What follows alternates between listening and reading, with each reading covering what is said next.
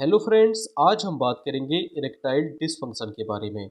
यहाँ पर हम जानेंगे इरेक्टाइल डिसफंक्शन में कौन कौन सी मेडिसिन का यूज़ किया जाता है और इन मेडिसिन की जो है डोज क्या होती है और ये कितनी देर तक काम कर सकती हैं। तो देखिए, इरेक्टाइल डिसफंक्शन मतलब कि नपुंसकता। तो इरेक्टाइल डिसफंक्शन क्या होता है? देखिए, इरेक्टाइल डिसफंक्शन में जो पेनिस के अंदर ब्लड फ्लो होता है वो कम होता है। तो देखिए, इरेक्टाइल डिसफंक्शन में क्या होता है?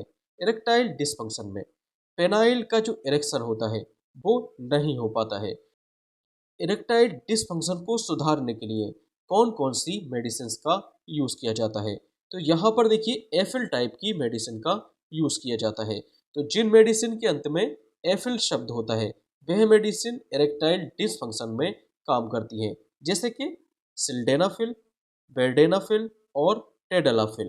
तो इन सभी मेडिसिन के अंत में देखिए एफिल टर्म देखने को मिल रहा है।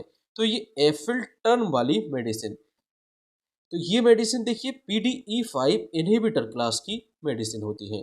तो ये मेडिसिन PDE5 एंजाइम को ब्लॉक कर देती है। PDE5 इनहिबिटर क्लास की मेडिसिन ये स्मूथ मसल्स को रिलैक्स करती है। तो जैसे ही देखिए पेनिस के अंदर स्मूथ मसल रिलैक्स होती है तो इसमें देखिए ब्लड फ्लो जो है वो बढ़ जाता है। तो देखिए, पेनिस के अंदर अगर ब्लड फ्लो बढ़ जाता है तो इसका इरेक्शन का टाइमिंग जो है वो भी बढ़ जाता है।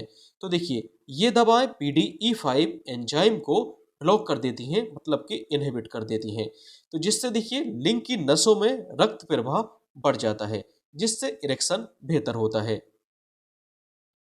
यहाँ पर एक बात ध्यान देने वाली होती है, PDE5 इनहिबिटर क्लास की मेडिसिन को नाइट्रेट दवाएं जो कि हार्ट पेशेंट में यूज की जाती हैं, इन दवाओं को इसके साथ नहीं लेना होता है। क्योंकि देखिए, नाइट्रेट मेडिसिन ये भी खून की जो नसें होती हैं उसको डायलेट करती हैं, मतलब कि फुला देती हैं। और PDE5 क्लास की मेडिसिन ये भी खून की नसों को फुला देती हैं। तो दोनों का जो इफेक्ट होगा वो सिनर्जेटिक इफेक्ट होगा।